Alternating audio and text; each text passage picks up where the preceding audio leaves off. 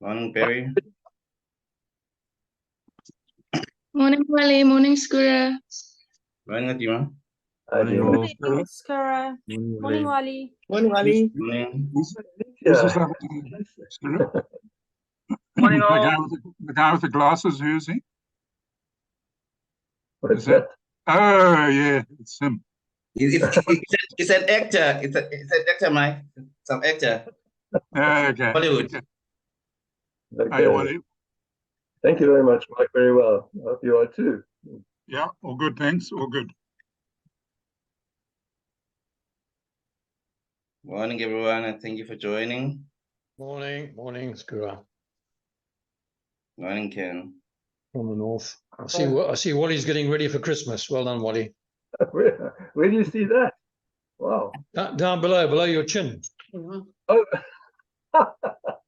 Father Christmas. Yes, I see what you mean. And Don Perks is the president. You're on screen, Rodney. Yeah. Me? Yeah. Morning, Frank and Rodney. Hello. Hello. I must congratulate Wally on his beard. He's getting there. He's got some way to go yet, though, Rodney.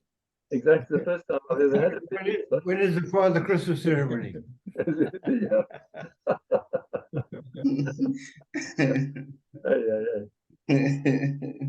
Okay. Yeah. Well, welcome everyone, and thank you for joining. That's Songi. I see you. Morning. We will start now, colleagues. Just a short bio. Today we have Wally Peters taking us through his journey in architecture. He was my lecturer, as many of the people on the log today actually as well. So Wally is Emeritus Professor of Architecture from UKZN and a Research Fellow of University of Free State. Over 40 years as editor for the journal SAIA KZN, and they serve as a convener for the awards for almost the same time. Many awards he has won. Writers and Critics Award, Medal of Distinction from SAIA, Sophia Gray Laureate 2011, and recently the Appreciation Award by the Institute in KZN. So Wally, I would like to hear your journey, please. Thank you, Scott. Good morning, everybody. Yeah. No. Okay, now Kiara, we'll have to ask you to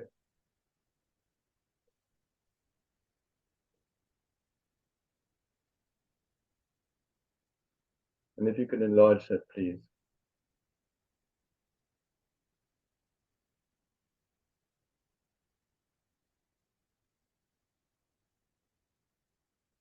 Can you make it full screen, Kiara? I can see.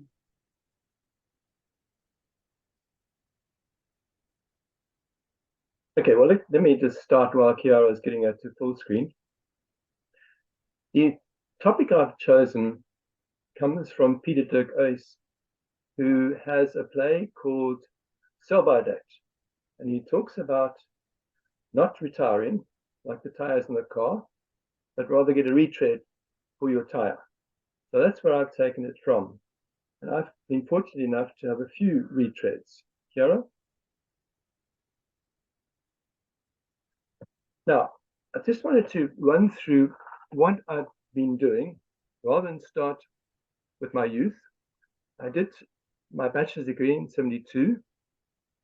I did very well in first year in particular. I had Barry Beerman and Ron Lucock as my lecturers at 7:45 on Monday and Thursday mornings. And these two gentlemen just got something going in my head. So I started, after doing very well in first year, the idea started to merge about an academic career. When I graduated, I was appointed part-time lecturer and then realized I need a higher degree. And I opted for conservation, which I did in Edinburgh. I was then appointed a full-time lecturer at the University of Natal in 76. Well, one day I returned from lunch and found a note on my door And it was from Barry Behrman, and it said, there's a scholarship going for a thesis on the architecture of Southwest Africa. So if I'm interested, I should contact him. Well, of course, that was another way of saying, this one's for you. I got the scholarship. It was about the architecture of German Southwest Africa, to be precise. Got a scholarship, and I completed it in Germany, in Hanover. In return, I was promoted senior lecturer. 7 years of that, associate professor. 6 years later, full professor. 10 years later, senior professor of architecture. I do not believe anybody else has been in that rank. And then, 3 years later, retired, age 60. Now, you've heard people talking about someone hitting them like a 6. Well, this hit me more than a 6. Because I did everything right. Researcher, academic. Kiara, let's move on. But before I retired, I received this phone call from the head department of the University of the Free State, and it said, you're next. I said, what are you talking about? He said, you're the next SAIA Grey laureate. I said, what? Let me reach for a chair, and he said, just repeat. And he repeated. And I said, wow, I'm afraid I have to think about that. And then he phoned again, and I said, yes, I have thought about it. I have to speak with Korobik because it's going to cost money. I gave Peter Trevor a call to see if I could meet with him. He said, no, what's it about? And I said, this. He said, well, look, give us a business plan, but we'll fund it. Wow. So in 2009, I had the time, and I chose for my topic, more ways of being an architect. I then looked at the editorship I've been doing, the architecture, very little I've been doing, and of course, academic and researcher, which I was. Kiara? There you are. It coincided with the 100th issue of the journal. And for your information, I now have 140 to date. I'm greatly privileged. Carry on, please. Next. There you can see the exhibition, and there is more ways of being an architect. And on the right-hand side, the editorship. Carry on, please. As an architect, I hadn't built much, but we lived in Hurlingham, which is a building by Easy Benjamin in 1958. This lovely semicircular building which captures the views of Durban. Carry on. So, having married and we had a first child, it was time to get out of there and to build a house. Yeah? And I did the opposite. I bent the house, curved it to follow the sun. And you can see the place is pretty empty. Carry on. We built it in Manor Gardens, 89, close to the university. This is what it looked like in 2009. You can hardly see the house. I planted a very dense forest around it. But what you can see in the background left is, of course, a worrisome situation. Carry on. But we lived very happily. We never had a single incident. And as you can see, we opened to this garden, which was hugely treed. Carry on. And we built the building around the palm tree, which you see on the left, and the one side opened then towards the pool, which was on the building line. And this lounge, large as it is, was always well tempered. In the winter, the low sun had come in and warmed it. And in summer, the high sun was kept out. It was very well tempered. Carry on. But very few architectural commissions. One particular series which I was very pleased about, I was approached about a concept whereby something of the tradition of earth burials could be preserved, but at the same time accommodate cremations. So I came up with the leftover space, which became a circle, in other words, the eternal circle, which was seen by one congregation, and then carry on. They asked me to do it in Wartburg, where again I looked at the existing layout and found that if I zigzagged it, I could terrace down the site and again include earth burials of the cremated remains. Carry on. And the last one I did was at New Germany, which is a church by Olaf Pretorius, and there was leftover space on the right-hand side, which had been excavated for the church. Carry on. So it's on this bank where I managed to include not just the burials in the earth, but also closest to us on the right, on the immediate right, a wall so you could also enter the little coffins, as it were. Carry on. Here. And here you can see a detail thereof, stepping with the topography, and they could build these rows as they had money, and they managed, I think, 1.5 or so for starters. I don't know where it sits at the moment. That, of course, is a huge investment. Carry on. So that's a little bit of the few things I did. Those, I think, are the ones I'm most happy about. Carry on, Chiara. And then, fortunately, the Institute arranged for the exhibition also to be shown at the Institute's best venue, which is right alongside the KNSA Gallery in Durban. Carry on. Now, when I presented the Sophie Gray Memorial Lecture in Bloemfontein, they introduced me to somebody in attendance, who is Professor Jonathan Jansen, newly appointed rector of the university. Of course, I was surprised, but more so when his inaugural address was forwarded me by Andy Macon. He was taken by it, but I don't believe he actually might have read the small print, because in the small print, Jansen threw out an invitation for 25 senior professorships to raise the standards at Free State University. Well, I thought about that, and my wife was invited to a conference over there, and I accompanied her and made appointment to see the rector, to the registrar. And he said to me, yes, it's correct. We have budgeted for it. Going, we will never make it to the place if you think. Like, you take your tablet. No, I wish I, sorry. Sorry about that. I saw the registrar and he said, look, if you do apply, you'll be number 154. Wow. Well, I applied. I was appointed for 3 years. That's why you will see that 2010, I put a dash over there. There are actually 2 dashes. During the second year, I was asked to account for what I was doing, which I did. And a while later, I received a letter appointing me for the further 2 years. And then that became 5 years. And then I had a meeting with the Deputy Vice Chancellor about something completely different. And she said to me, how old are you? And I said, I'm 67. She said, would you like to have another year? And I said, I'd love to. So I got to 68 as an academic. That's rather unusual. But it was a very productive period. I had to find a new research base. We produced 14 refereed articles and delivered 3 PhDs and 6 MR theses by research. Carry on. Chiara? So I had to find a research base. Well, the easiest thing was to look around the Free State.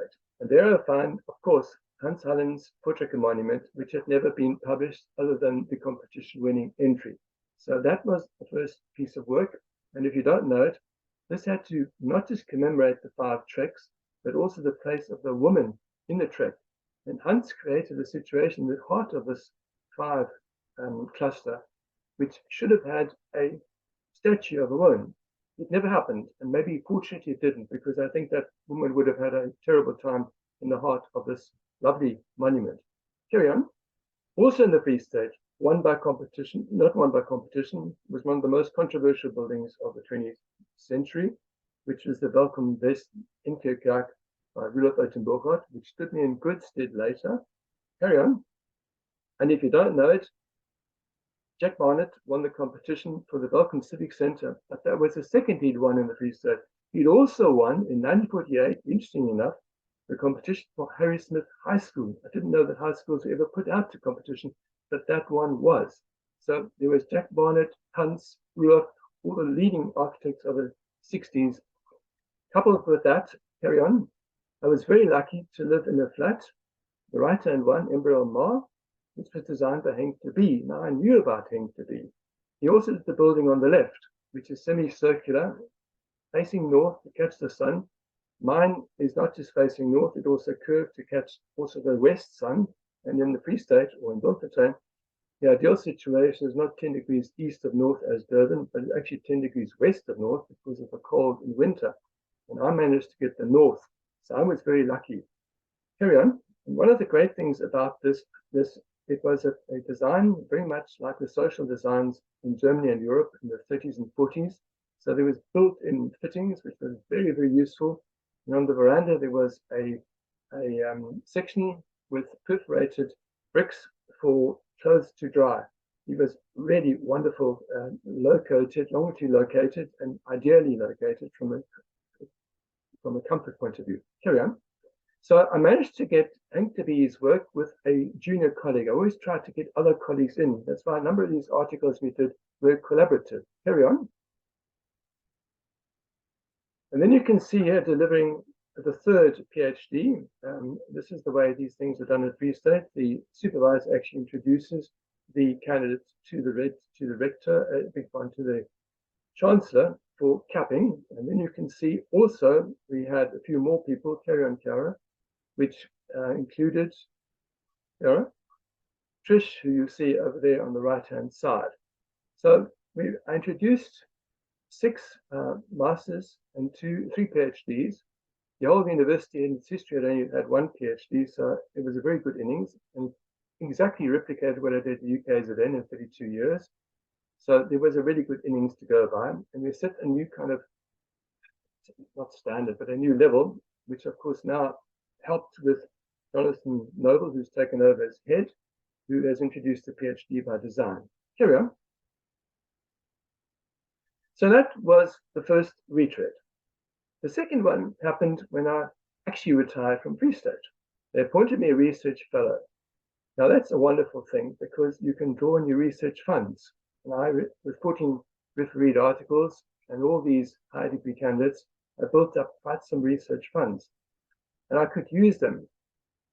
The first thing I did was to try and work at updating and translating my PhD. Carry on. Which was published in 1981 in German. Now, more recently, the university in Windhoek has a School of Architecture. And I was getting approached by those guys saying, look, their students can't read German. What am I going to do about that? And eventually the guy said to me, can I give him permission to translate? And I said, no ways. First of all, the cover tells you, the inside of the cover tells you you need permission from both the publisher and myself, and you're not getting mine. And I said, I'll make that my priority in retirement. Well, retirement's a long time ago. Carry on. But the first thing I had to do was to get to Germany, because you see, when I did my PhD, I could not access the German records because they were kept in East Germany. And East Germany was inaccessible. But when the Berlin Wall fell, these things were all moved to Berlin. So in 2017, the first thing I did was to use my research funds to spend some time in the archives in Berlin and to go through all that documentation. Now, this is where we sit. The Free State University extended my period as a research fellow again, and I had to motivate that. This is how far we've got. I've translated and updated 4 chapters of 6, which is not much. Carry on, Chiara. But as you can see, there's the draft of the book. There's an insights. Carry on, next page. You can see what I'm doing is changing the emphasis from architecture to include town planning. Carry on, Chiara. So there are many plans, not just to locate the buildings, but to explain how the town's developed. Carry on. Carry on. And they've extended me another time, not for 1 year, but for 3. And as I explained to them, the problem is I'm one of the first guys to deal with German colonial architecture. So I've got approached by various people, including Ito Zamyembeza, who's a Ghanaian American, and she put together this book, which was published this year. And you can see over there, if I showed you the contents page, you'll see it's got all kinds of horrible things about colonialism and all kinds of terrible adjectives which go with that. And Wally chooses the title, Water is Presence and Absence in the Settlements. Without water, you can't live. And Namibia only has 2 rivers on its borders, the Orange in the south and the Kunene in the north. Everything else is underground water, if you're lucky. Coupled with that, carry on. Another one which happened this year, and it's like a global history of German colonial architecture. And the German colonies were not just four in Africa. There was also one in China, and there were a good number in the Oceania, near New Zealand, Samoa. And I produced 4 articles in this book. Carry on. 3 rather. Then, carry on. Then you can see last month I spent in Munich. They invited me to this conference, Monuments and Sites, Decolonial, dealing with the architectural heritage of the German colonial era. That's not me, it's a guy who was in my session. I'm just showing you where I was. That's where research funds can be used, you see. Carry on. Also, what's taken my time, as I explained to Free State University and extending me, I get other approaches. Here is the chapter I produced in the book with Sylvia Baudet did on Hans Hallen. So those things take time. They distract from what I'm doing. Then, of course, more recently, carry on. Katie Holt, whom you might remember, who's in Brisbane, approached me about a book on Hans. She did her master's on Hans, and she involved Errol as well. And the 3 of us put together a draft for Bloomsbury almost a year ago.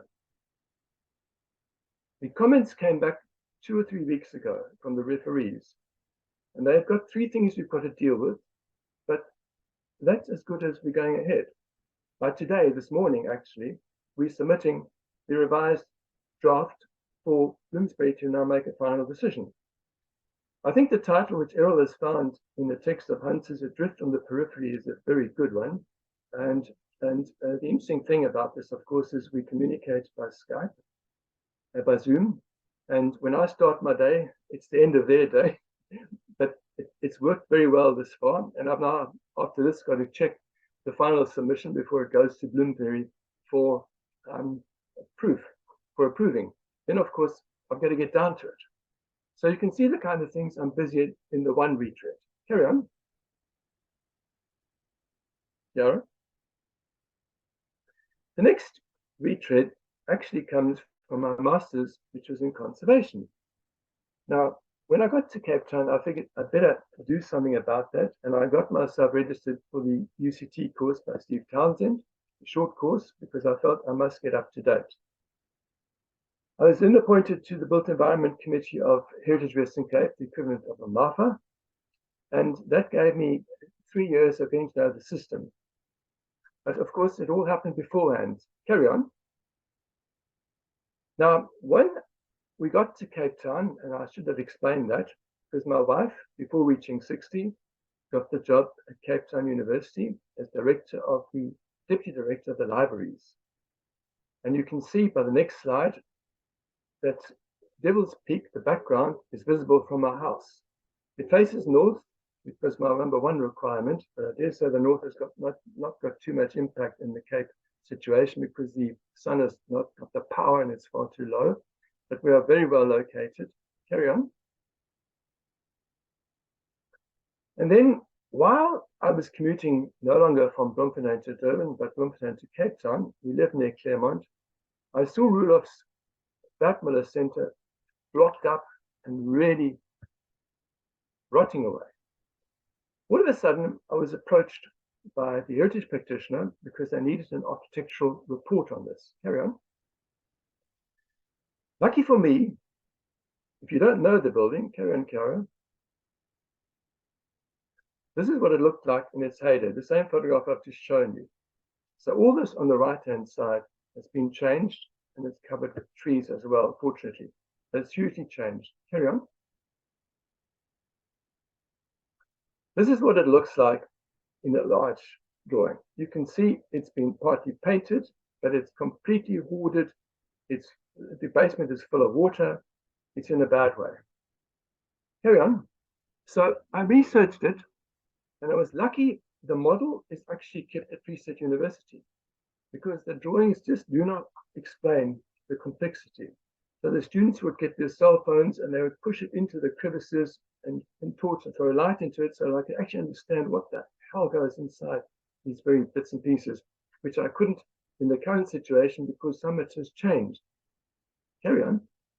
I then noted that it not just was it built in two phases, which I knew it was, that there are two architectures. There's the green, which is one kind of architecture, and there's the red, which is another kind. Now, it's not exactly as the parceling of the land, because this was part of the group areas, it was forced removal. So Baden-Württemberg could only do the first section, and then when Old Mutual got the other section, he had to expand it, but the two sections are not linked. So it doesn't work as a shopping center, it never worked. And what's more, there are two architectures. So I said to the guys, you can demolish the red, but you've got to keep the surround, the right-hand surround to the left, that curve, double curve, because otherwise the right-hand side will lose its being. That was a hell of a difficult thing to get through. The client liked the arguments. He appointed his lawyers and the advocate, and we got it through the Heritage Western Cape Tribunal, but they put like 15 conditions in, which knocked the architects and myself. We didn't know what to do, neither did the client. And all of a sudden he said, when COVID happened to 2020, guys, get this done now. So next year we'll get getting with the building. Carry on. The architects, MLH, said, we'll take it in 3 stabs. We managed in 2. So here it is. You can see what's happening. It's outlined in red. It's well located from the university and from many teaching institutions. There's a railway in the foreground. There can be taxis on either side of it. And of course, the bus rank is on the right. Taxis on the left, buses on the right. It's very well located. So the client, carry on, is busy now in having this developed. Whether you like it or not, it's currently out for comment, not Heritage anymore. Heritage is behind them, but for concessions which the city, they're inquiring from the city. It's to be student residences, but not necessarily entirely. But as you can see, we're conserving all the portions which I had asked him to do of Rulov's masterpiece. And of course, I could do that because they insisted that somebody who had skills in the Kubasea and researched that and his work. And of course, I had done that in the Free State, both for his Ingekerk and for the Vatmüller. Carry on. Then comes an interesting one, which I think Design Workshop in Durban. They landed the job. Somebody had bought Herbert Baker's original Barclays Bank, which became First National, and the building behind it. The next slide. And you will see that in 1906 precedes it by 20 years. Baker had in mind taking his development right across and obliterating this building. And I wanted to stop with this building for a second because this is the drawing which was submitted at the competition. Look at the detail for the Bank of Africa. That's how it's published before being built. And the building is almost precisely as it is now, with one little exception because the lift was retrofitted. But also note the building on the right-hand side immediately next to it. Carry on. You will see at the moment, the only difference to the building on the left, Bank of Africa, is the crowning 2 pediments, which have become blocks.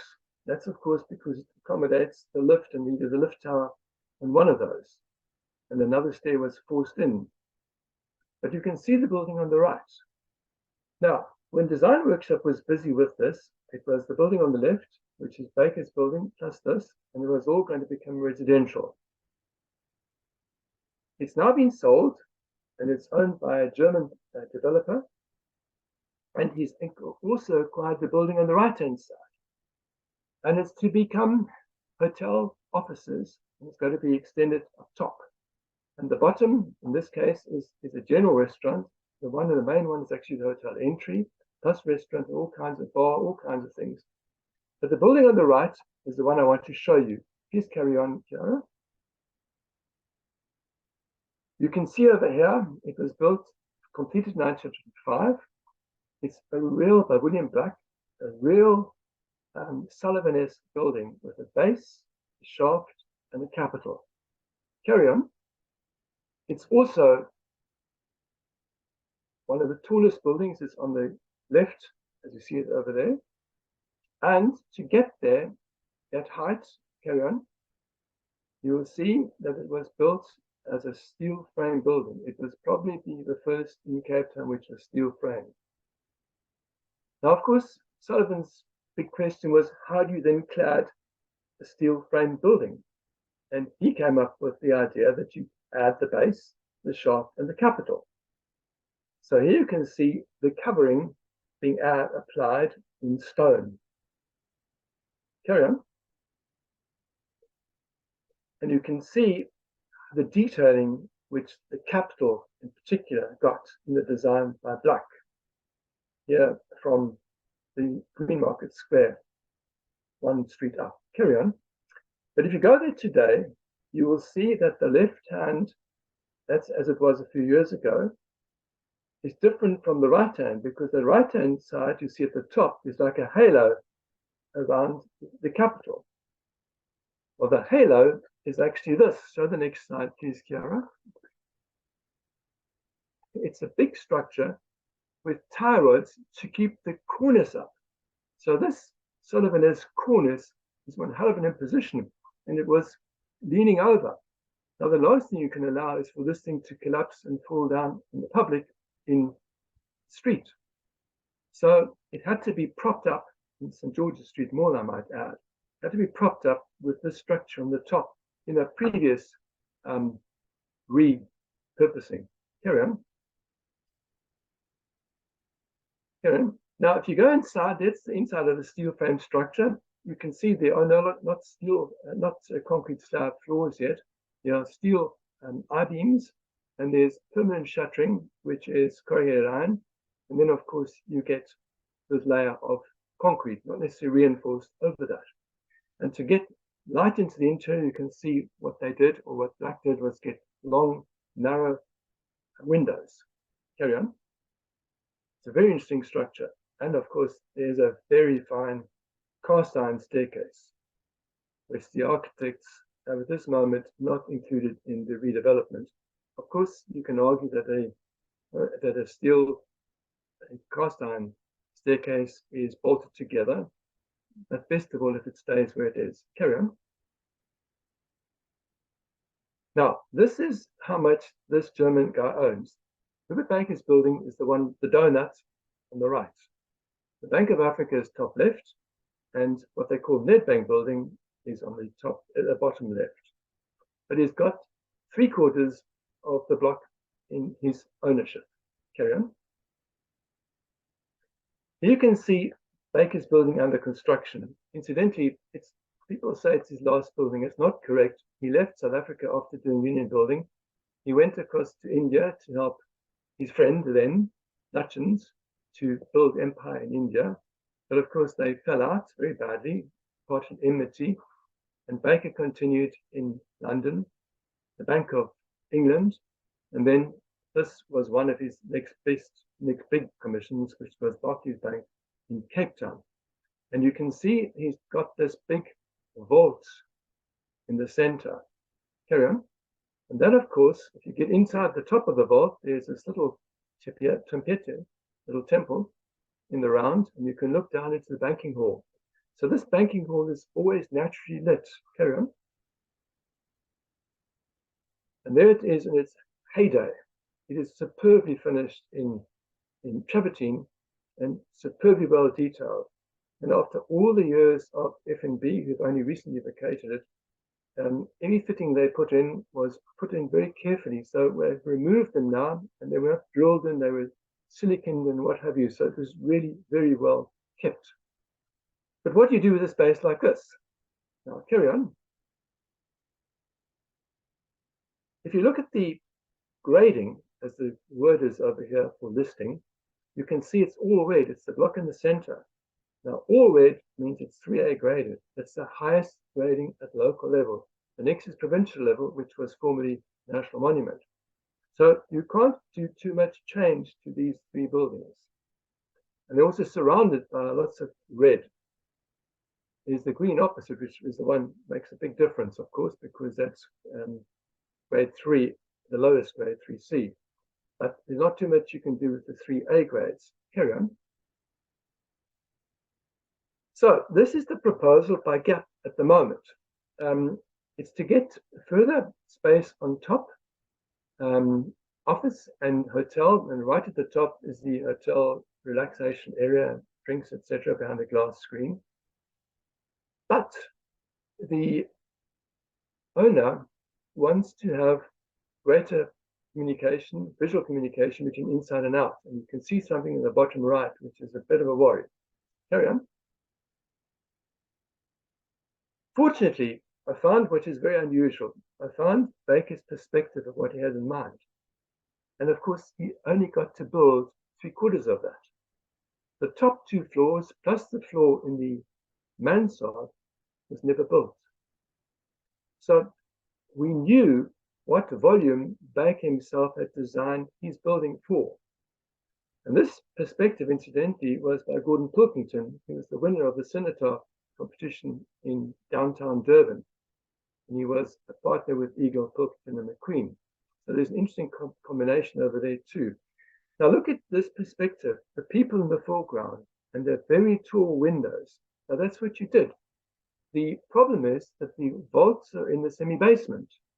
That's how you design banks. So you walked up half a level to get inside the banking hall, which of course allowed the vaults to get natural lighting and ventilation in the space around them, not the vaults themselves, of course. But it also gave this importance to the bank being elevated from the surrounds. With that, of course, the windows are high up, so you can't look in, you can't see. Now, the problem is the inside when you want to repurpose the space. Carry on. So the new owner takes exception with these very high windows. You can see them on the left. I don't have a very good slide which shows the rest. And he says, look, this is going to be the entrance to the hotel. We can't come into a place which has got a jailhouse interior. As smart as it is, we need to get windows which are lower so we can look out and look in. Well, that's a very difficult thing to do, as you will shortly see. Carry on, please. So the left-hand side is existing, and this is the side street. If you're going to make any changes, you certainly can't do it in the Adley Street, which is a perfect elevation. But the one on Short Market Street, the side street, you can see Baker himself had a problem. That building is not symmetrical. Look at the left-hand portion, you can see it's longer on the right. And then he's got the Palladian window in the bottom left, which matches those on Adley Street, which is on the left. And you can't see it. But then he's got these 2 huge windows on Short Market Street. Now what the client wanted is to change those and to take the sill lower. I've resisted that, but not got very far. But the hotel advisor is the one who's been on my side. He doesn't want the one on the right to be changed. Carry on. And the change is very difficult. You can see Baker very, very perfectly designed this. Look at the lozenge stones over here and how beautifully they worked and the different types of stone being used. So you can't easily cut through that. And if you do, how are you going to detail all that? And what about the sill, which is a profiled, carved surround to the window? Carry on. So the architects have come up with a situation over here, which has got only the central one lowered and keeping the right-hand one as is. Carry on. And the detailing thereof, they want to put a steel frame around it. Now, I pointed out to them that that might be a good idea, but if you put the sill as low as that, you'll soon have to put spikes in there because people are going to sit on there or lie on there. And I said, it's not a good way of doing it. So they're coming up with another suggestion. And at 10 o'clock, we have a Zoom meeting with a German client, and I hope that we'll get it through then, but it's going to be higher. They're experimenting with it, and then hopefully we'll get somewhere. But I hope that that's the only intervention, because I don't think we're going to get this through Heritage Western Cape if we don't at least stick to the one window and not do more than that. It's necessary. Carry on. This far, that's what the proposal is. You can come up from Adley Street on the right. That's all existing. You can see the vault is beneath there. And then in the center is a fixed seating space. You can see the lighting from the top, necessary lighting to this central space. And then it's going to be used at the moment for the big entrance to the hotel that also contains shops and of course a pub and all kinds of other things. And then and the restaurant, and the left-hand side goes to another restaurant. Carry on. Here you can see the threesome from St. George's Street Mall. On the left is Baker's building, as it was. In the middle is the Bank of Africa. And fortunately, the entrance which the client wanted off St. George's Street Mall has been put to bed, and I hope it will be confirmed at the meeting at 10. I will probably have to get these stilted arches through in the right-hand building by a Blackness Sullivan-esque building. The central one is already stilted. They're keeping the ones on either side, on either end, but you see the two on the side to the entrance. I have to work at that yet. But the point is that the offices and the restaurant and the hotel will cover the top, but to the volume which Baker himself had in mind. Carry on. Then there's another very interesting one which currently I'm involved in, which is in St. James. St. James is a magnificent place. It looks over False Bay, and ahead of us is Carth Bay. Now, this is an interesting situation. Having won that Muller, I think the lawyers told the environmental guys to contact Wally. He can handle controversial things. Well, this is one of the real controversial things. So I was approached and I said, well, let me look at things. And I was sent the documentation. It took me like 2 days to read through it to see whether I could insist. The previous heritage practitioner had walked off. So there was a real problem to get going. And this site is very steep, and the property runs through from Boys Drive, top right, down to Main Road, which is the bottom left. Now let's just have a look at what St. James is about. Just look at the next slide. You can see the left-hand side, people had historically built stairs to manage to access the sites. The surveyors just laid them out. They are proclaimed roads, but you can't use them. So there are stairs. These people park in combined parking lots, and you walk up to their houses. And this is a private enterprise.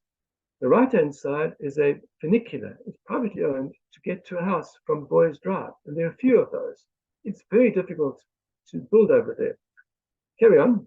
The next street you can see is actually, carry on, is actually a serpentine. On the left we look up it, and the right-hand side we look down it. You can't drive there. But if you look at the map, you will see all these roads. They've all got names, but they're impassable except by walking. Carry on. Now this street, this property stretches from bottom to top. And the people in Carth Bay City managed to come up with guidelines to prevent anybody building anything over there which is not going to fit within the character of the area. Now, guidelines are great things. This one was produced in 2007, which is a long time ago. And it's there to prevent the worst. So it tells you, for instance, that's the kind of thing you can do with a tick, and that's what you shouldn't on the right. I've only included 3 pages of about 9 or so pages. They've got all sorts of things going through the roofs and the plinths and the materials, etc., etc. Carry on. Now, this property, as I said, stretches from left in the top to bottom right. The top portion, which you can see the Serpentine Road, was already built, and so too the site for the building by architect Johann Slee, whom I taught in 4th year at Free State, at Natal. His son was in my 4th year class at Free State, believe it or not. So I taught father and son both in 4th year. Anyway, Johann had designed the top, and that was approved. He then designed for the middle property, which I had to get through, and the client wanted to subdivide into 3 properties, and the bottom one was the real problem. Carry on. So I managed to get Johann's building through for the middle property, which is what you see in the foreground, which respects the topography. It's the ravine, which is on the right-hand side. It does all the right things. It was one of the easiest things to get through. And Johann is a very talented designer. But the 3rd property at the bottom, carry on, was a huge problem. And the authorities and the local residents association, who are all registered with Heritage Western Cape, and the city, would not let this be subdivided unless they could write into the title deeds the kind of development which would happen on the 3rd property. So you can see I had to put down the criteria, and Johan did the design, which you'll see better in the next one. It's also behind three national monuments, which are on the bottom right in this section, and it stretches all the way up, and you can see we kept the height everywhere. And if you look at the drawing, very indistinct over here, Johan articulated the building. Carry on. You can see it more clearly on this one, and that was then approved. Not for building, but for subdividing with this condition in the title deed. That was in 2020 or 21. All of a sudden, end of last year, carry on, I'm told that the second prop, there's Johan's drawing. We got drone views, and he dropped his house in. It's exactly in the center of the photograph. The upper center is, well, first of all, his building at the top, which is yet to be built, the one beneath it, and then these two at the bottom, dropping in with hardly a ripple. That was approved. Hardly is this approved, I'm sitting back, and I get contacted, carry on, that the client for the second house has changed architects, and they have a new design. Can I please get it through? Well, this is the problem. First of all, the project architect was a student of mine at Free State University, but that's not how this all happened. It happened just because I had been involved as head practitioner for this project. Now they came up with a very different design. As you can see, the roof is now undulating. They did so that you can also appreciate the back, which is the mountain, which is part of Table Mountain National Park. So you can sit in your lounge and you can view up and you can view False Bay. So you literally have got views in both ideal directions. Carry on. Well, here you can see their renderings from the inside. You can see out to the mountain. Next one. Or you can also sit, and on a fine day, you can open the whole of the front, and you can enjoy, like being in the pavilion, enjoy the view of False Bay. I thought it was a really excellent design, but how I'm going to get it through, I do not know. Carry on. So they gave me all the drawings, and I argued that we could follow Barry Beerman's approach to design, which some of you I'm sure recall, which was the concordance of architecture and landscape. So these undulating roofs would follow the profile of the mountain. Carry on. Like he would design and he would demonstrate with Boschendal. In the foreground, this gable of Boschendal, in the background, Holland's mountains. Carry on. Well, that sunk like a lead balloon. The Residents Association wrote, they strongly object for the simple reason that it is in no way compatible with the general build form of St. James area. If the client wishes to build such a building, they suggest build it where there are no heritage guidelines. And kindly note, they're not going to object to heritage Western Cape, but also the next phase where I'm not involved with, which is the local authorities heritage protection overlay zone land use application. Well, what to do? So I had a meeting with the heritage official, these guys, the client, and the architects. The architects argued for the honesty of a 21st century building.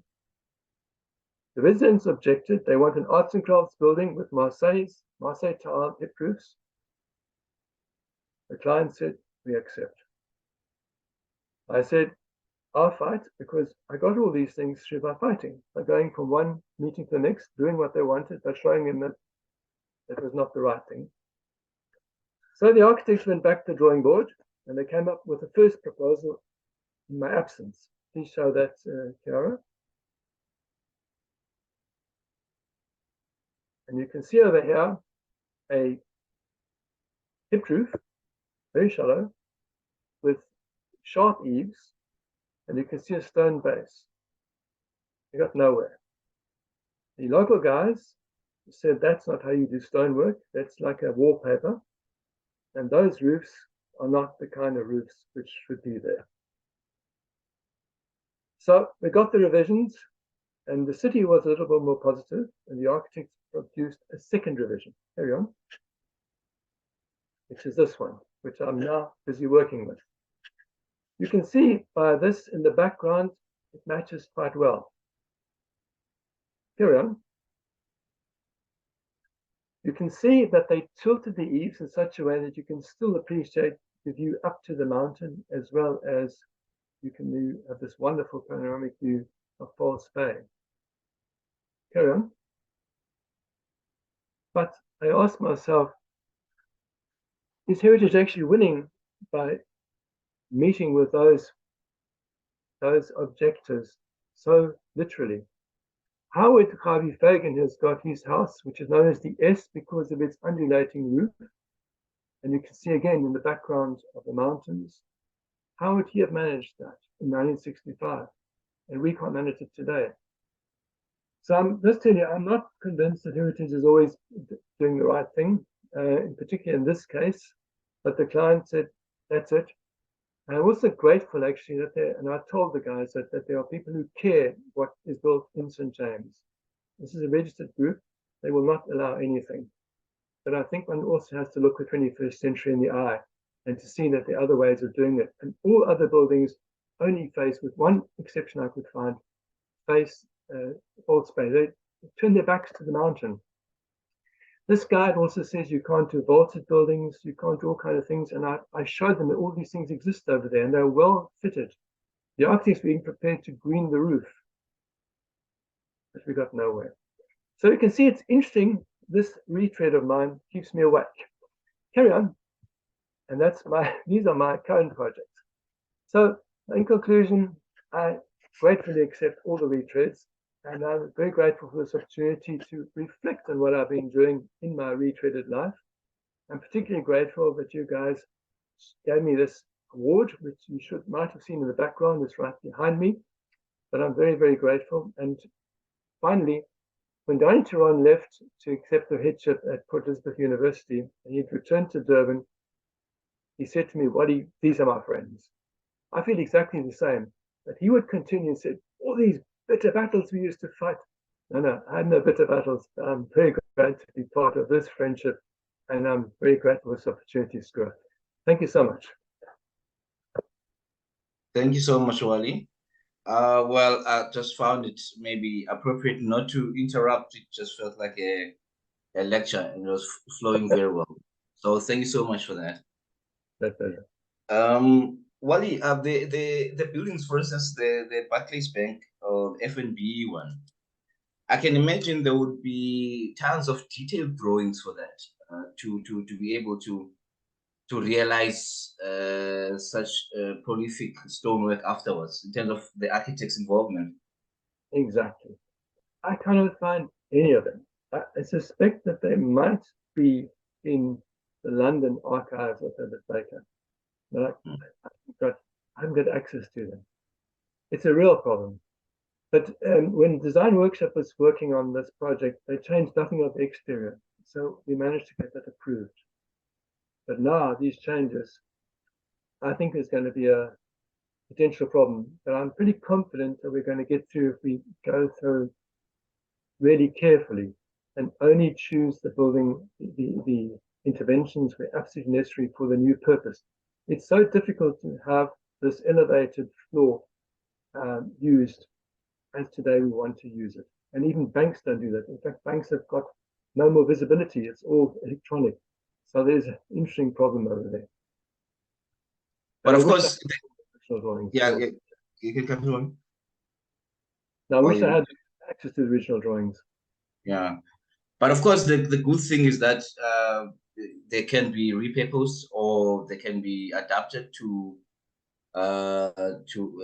a more relevant use instead of the number of office buildings that we see in the city of Durban, for example. Now, you see, the other thing I've been telling them, you know, so much of downtown Cape Town, like Durban, is residential.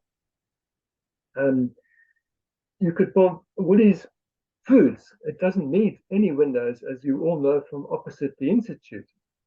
It just needs a little branding, that's all. This part that hasn't washed the client, wants very much to have this friendly front to the passerby. And I understand that too, especially from where he comes from, downtown Munich, which is all pedestrianized. Well, lovely. Thank you, Wally. Colleagues, you are welcome to make a comment or ask a question.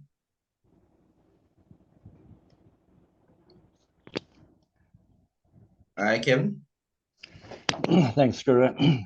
Morning, Wally, and thanks for your lecture, as Skura termed it. I was a bit concerned with your title, entitled Retreads, because it always throws me back to the anxiety of my youth driving on retreads.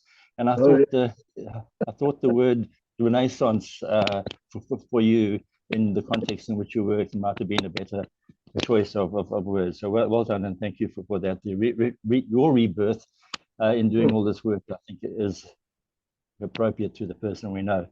It also made me think, listening to your talk, about the value of being a member of the Institute, because so much work has gone into, and not only your life, but so many others on this call this morning, that have added to the Institute and the value that one gets back from being a member of this Institute. In regard to you, Wally, you played, I think, a major role in many of the lives of people on this call this morning, and in particular the students, and as you've alluded to now, in the work that you do. And as I said in my talk, I think it was a fortnight ago, that you were a leading guide in my life as well. So thank you. That's it for me. Thank you. So thank you for the talk. Thanks, Skura. Very kind of you. Very, very kind of you. It was Renaissance I didn't even think about, but of course it is a re-enlivenment. Yes, just one little thing. I am also active in the Institute over here, in the Heritage Committee.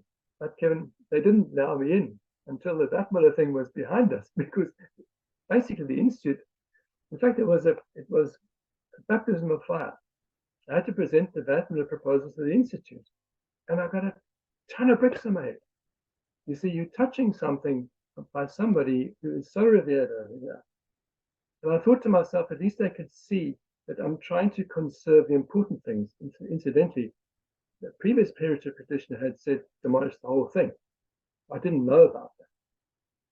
But anyway, this went on for so long. Only when that was resolved did they let me into the Heritage Committee.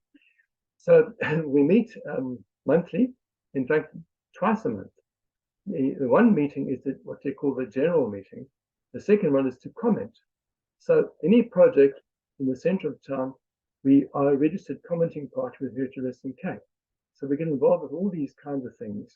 And that takes time, because it's all got to be in writing. You can't sit with the architect. You've got to have somebody put this together and then get the chairman send it off to the commenting party. And that's where it begins or ends. We don't win them all. We sometimes think about going on appeal, but of course appeals cost money. So the question is, how important is it? But at least I can still keep active over there, which means you also know what's going on. You can learn who the guys are who are doing the right kind of things. I mean, where do you find people, not that I'm a heritage architect, but an advisor, but where do you find people who do stonework? You know, those are big questions we just don't know. But thank you so much for your comment about the retread versus Renaissance.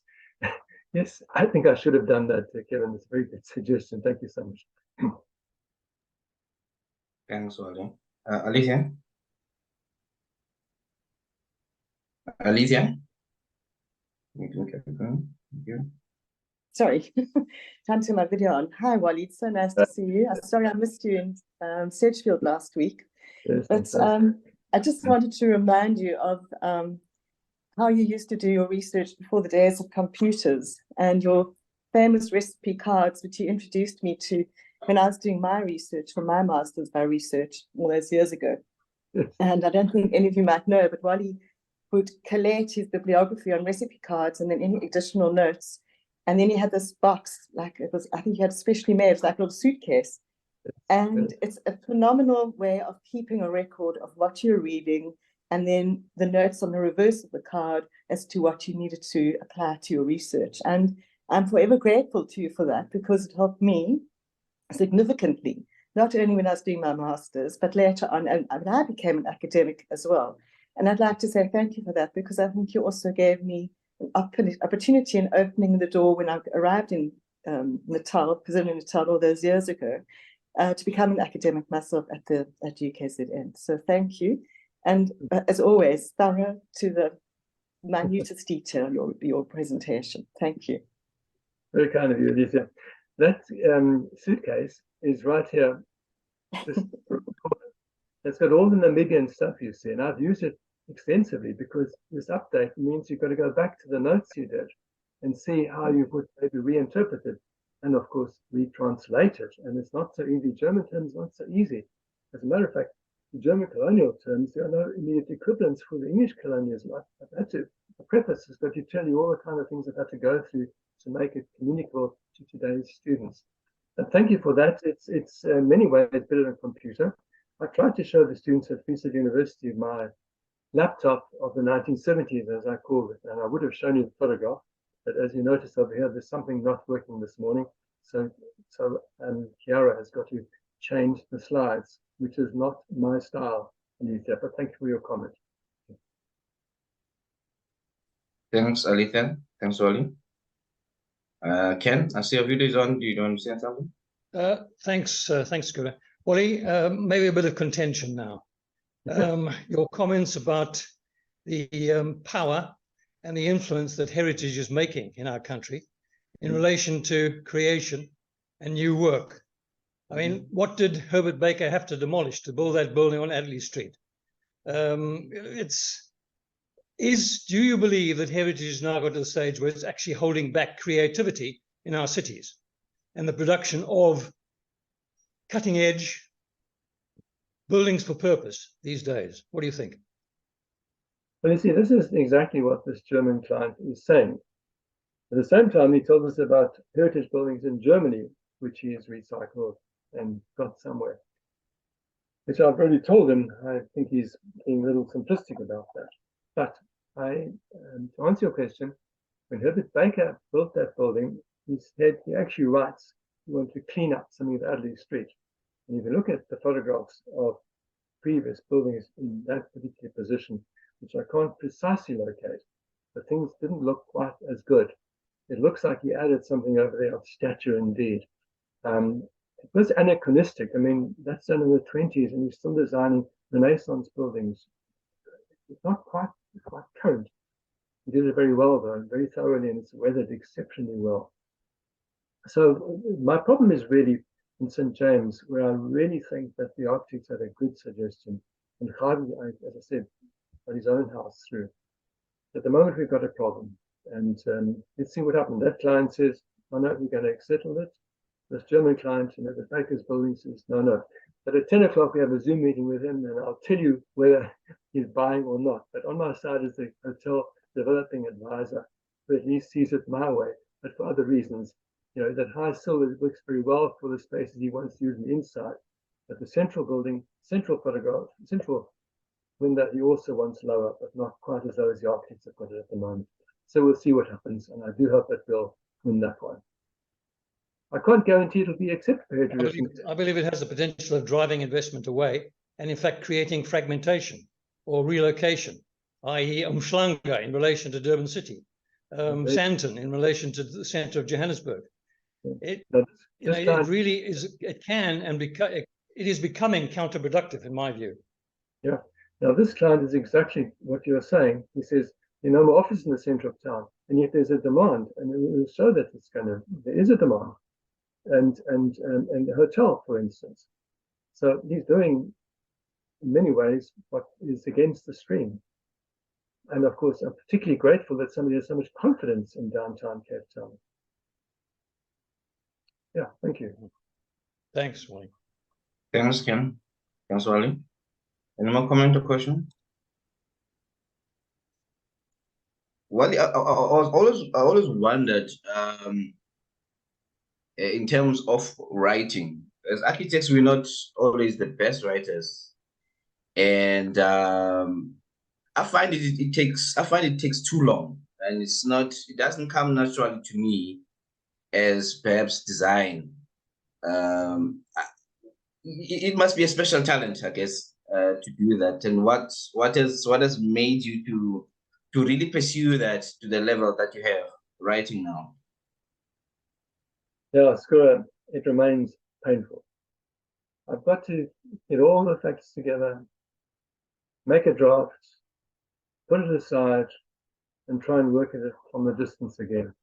And then sometimes it fits. But as you know, I also have Janet Whelan proofread it, so the English is also correct. And as architects, we like to use jargon, but the question is, does the public or does the readership and the students and the future students, will they understand this? So it's always very good to be able to see things in the abstract, as it were, and that's not easy to get there. I can only get there when I've really worked hard at it and really understand. And I've got to reach that point where I also don't quite know whether I'm going forward or backward. But writing remains a difficult thing. Academic writing is also particularly you've got to follow the conventions, and you've got to acknowledge the sources you use, etc. Yeah, it's not easy, but I do enjoy it when I see it in published version, especially when I read comments which at least point to it being of helpful to something or other. Thank you. Okay, great. No easy way. Yeah. I find it particularly challenging. Any more comments, please? Questions? Interesting about the Harrismith High School, because we in talks now with Public Works on the possibility of doing competitions in some projects, and Okay. I find that they don't have enough to not embrace the idea, but they'll just rather go for tender. And I think competitions give you opportunity to try and find the best creative idea for the project. So I really hope that could come back. Yes. But quite interesting that that happened for the high school. I was absolutely staggered. I visited it, and it didn't appear, though the people knew about it, but the plaque at the entrance does tell you that. So that was quite interesting. And his portion was actually very well conserved. And remember, he was a very great detailer of brickwork in particular, the Baxter Theatre over here. And just since you mentioned him, I didn't just, the Civic Centre in Welkom has a theatre. And it's a wonderful piece of work, which somebody saw and then got him appointed for the Baxter Theatre here around the corner from me in Rondebosch. So there is something good about doing something well and being seen and appreciated, and then people passing that on. And I do hope that you're going to succeed in getting competitions also for some buildings which are utilitarian, such as schools. Yeah, absolutely. Mm. And then obviously it's great that you're still active. Architects don't have that privilege that if you want to stop completely, you could, but you're still consulting for heritage. That's good in terms of after retiring from formal lecturing. As you say, at least sometimes there's some bread on the table. Because you can't live on research. You've got research funds, but they don't get in your pocket. They pay other people, and they pay for your trips. It's good for the up here, keeping the grey matter going, but you need to eat as well. And I'm very grateful. And I hope to goodness that we win these cases, which I'm now busy with. And they're more, fortunately, I'm absolutely bowled over, because retirement was one thing I never wanted. But here we are, I'm active in retirement, and that's I'm very grateful. Okay, thanks so much, Wally. I think we thoroughly enjoyed your talk this morning, and quite informative, and just to see how things happened before and how things are shaping up in Cape Town. Yeah, thank you. Thank you so much, you guys. And this whole series, as you know, I'm one of the stalwarts. I attended almost all of these, unless I'm not physically able to. And I really think this has been a wonderful thing for the membership at large. Skura, thank you very much for the idea and for seeing it through. Absolutely. Thank you. Yes, I know. Thank you, Wally. Great. If no further questions or comments, we will adjourn, colleagues. Yep. This will be our last one for the year. We'll talk again, communicate back in January. Thank you so much, Wally, and happy Yeah. weekends and happy holidays for everyone. Thank you, guys. Ciao. Cheers, Wally. Thanks very much. Cheers, Wally. Thanks, Wally. Happy Bye. festive Thank you. season.